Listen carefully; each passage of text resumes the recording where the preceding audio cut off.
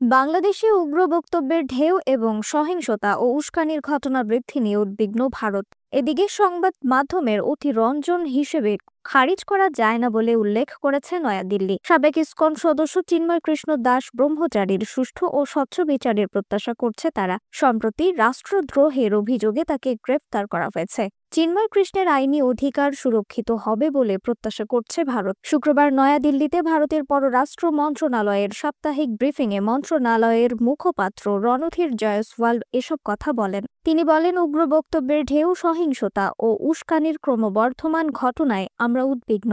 এসব বিষয় শুধু মিডিয়ার অতিরঞ্জন হিসেবে খারিজ করা যায় না। বাংলাদেশে সংখ্যালঘুদের দুর্দশা নিয়ে ভারতের অবস্থান কি সে বিষয়ে সাংবাদিকদের একাধিক প্রশ্নের জবাবে জয়সওয়াল বলেন, হিন্দু ও অন্যান্য সংখ্যালঘু যেসব হুমকি পাচ্ছেন এবং তাদের নিশানা করে সংঘটিত হামলার বিষয়গুলো ভারত ধারাবাহিকভাবে ও শক্ত করে বাংলাদেশ সরকারের কাছে তুলে ধরছে। এটা একটি উদ্বেগজনক বিষয়।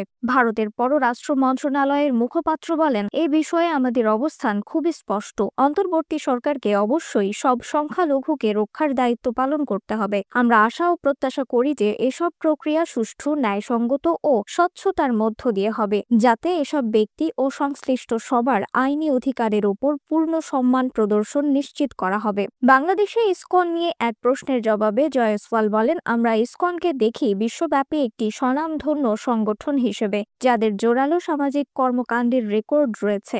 ভারত তার অবস্থান স্পষ্ট করেছে যে বাংলাদেশে হিন্দু সহ অন্যান্য সংখ্যালঘুদের পরিস্থিতি উদ্বেগজনক। তিনি আরো বলেন, আমরা বাংলাদেশের সঙ্গে বিষয়টি উত্থাপন করেছি যে তাদেরকে অবশ্যই সংখ্যালঘুদের সুরক্ষা প্রদান ও স্বার্থ রক্ষা করতে হবে।